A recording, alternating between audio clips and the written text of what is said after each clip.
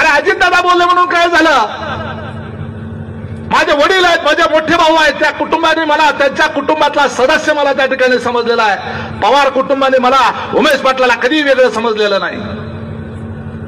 ते बोलले म्हणून त्याचं मला वाईट वाटण्याचं काहीच कारण नाही. परंतु त्या बोलण्याच्या निमित्तानं बैलगाडी खाली नेमका कुत्रा आहे का वाघ आहे या अजितदादाला सांगायची संधी मिळाली.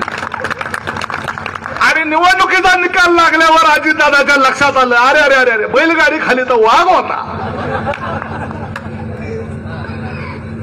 आणि जी बैल ओढत होती ती बैल जी आहेत आपल्याकडे ते चेपलेली बैल असते ती बघा, कॅस्ट्रेशन म्हणतात, कॅस्ट्रेशन.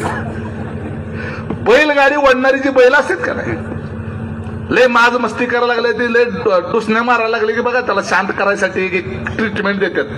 अॅनिमल हजबंडरीचा डॉक्टर असतो, आडवं पाडतात आणि त्याचा कार्यक्रम करतात, गपचीप नाकासमोर चालते. बैलगाडी ओढणारी जी बैल आहेत, ही बैल जी आहेत ही म्हातारी झालेली आहेत. आणि खरा वाघ तर बैलगाडीच्या खाली होता, आपल्याला दिसलाच नाही. आणि निवडणुकीचा निकाल लागल्यानंतर मात्र अजितदादाच्या लक्षात आलं, मग असा वाघासारखा कार्यकर्ता ते कशाला सोड. सबंध कुटुंब, दादा असतील, पारदादा असतील, जयदादा असतील, सुनेत्रा वहिनी, मी सांगितलं आमदार साहेब तुम्हाला, बारसकर हे माझ्या सगळ्या त्या घटनाक्रमामध्ये साक्षीदार होते. विचारा बारसकरांना, ज्या वेळेला मी निर्णय घेतला पक्ष सोडायचा त्यावेळेला तटकरे साहेब, अजितदादा, अरे निर्णय नको, असं काही करू नको, तुला महामंडळ देतो, तुला विधान परिषद देतो.